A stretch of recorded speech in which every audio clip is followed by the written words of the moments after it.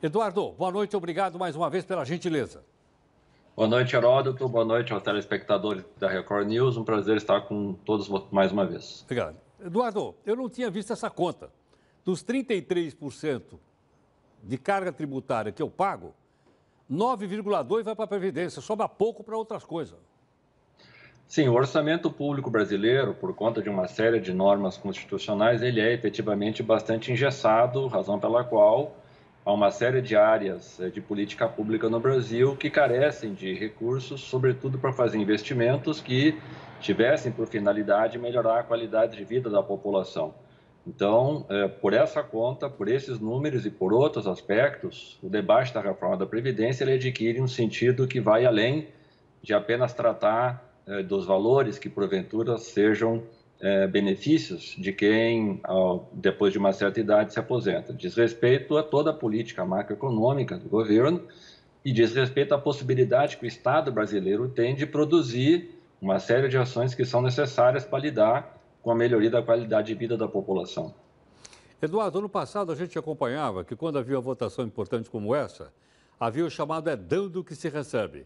Aí vinham as emendas, nomeação. Será que isso vai se repetir essa semana de novo?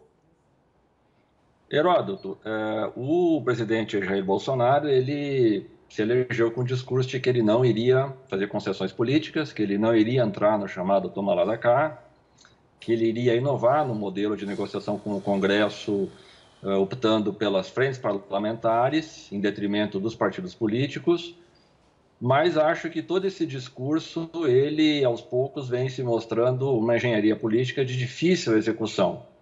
Há uma série de questões que têm que ser levadas em conta. Por exemplo, o regimento do Congresso Nacional, ele não reconhece as frentes parlamentares como um grupo político que possa negociar em nome de partidos. Então, a negociação deverá ser feita com partidos políticos.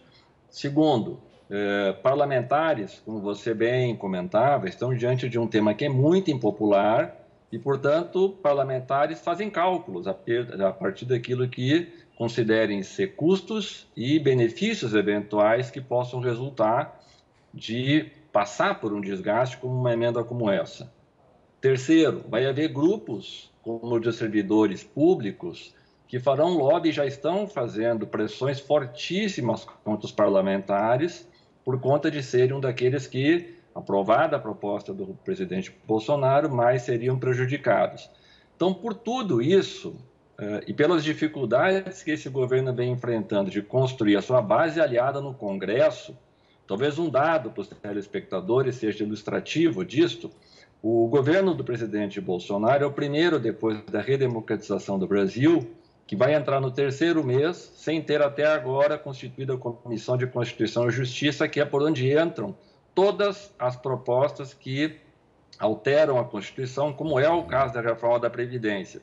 Isso, portanto, mostra um governo muito desarticulado, com muita dificuldade de negociar com o parlamento, e não é crível que nós possamos imaginar que uma proposta da complexidade como esta venha a ser tratada sem que o governo tenha uma base muito sólida no Congresso. Vale lembrar que governos como o do Lula e do Fernando Henrique Cardoso, que tinham bases muito mais consistentes de apoio no Congresso, ainda assim não conseguiram aprovar a reforma da Previdência. Portanto, o governo Bolsonaro, para responder a sua pergunta, dificilmente escapará de entrar na negociação com os parlamentares, com os partidos políticos, com os líderes dos partidos políticos, tendo que estabelecer algum tipo de negociação que signifique para esses parlamentares vantagens daquilo que consideram ser o custo de ter que enfrentar uma proposta como essa, que é sabidamente impopular no Brasil como em qualquer lugar do mundo, porque ela mexe com direitos, ela mexe com a vida das pessoas, ela mexe com os valores monetários que cada cidadão ganha, justo ou não, não é esta a questão. Então é muito pouco provável que o presidente Bolsonaro não tenha que negociar e, ao que tudo indica, já se deu conta disso.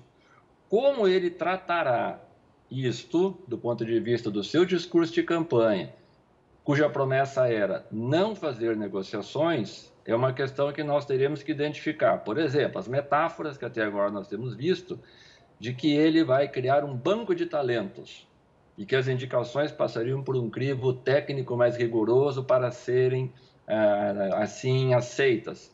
É difícil que isso se viabilize porque o tempo político corre contra o governo. Então, nesse sentido, repito, é muito provável que o governo tenha que fazer, sim, uma negociação ampla com os partidos políticos, sem o que será muito difícil que uma proposta como essa ela venha a ter êxito no Congresso. Agora, Eduardo, uma campanha para explicar para a população o que é a reforma, o que foi apresentado no Congresso Nacional, para que as pessoas possam conhecer melhor, ajuda ou atrapalha?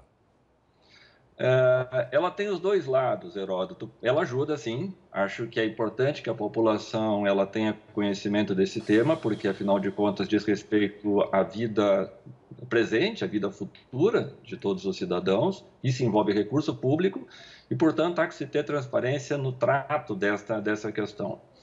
Por outro lado, acho que há um otimismo um pouco exagerado de parte do governo de que campanhas que possam pressionar o parlamento de fora para dentro viriam a ser exitosas, como foi, por exemplo, o que aconteceu na eleição do presidente Davi Alcolumbre para o Senado, quando as mídias sociais pressionaram e acabaram, ao fim e ao cabo, mudando o voto de alguns senadores.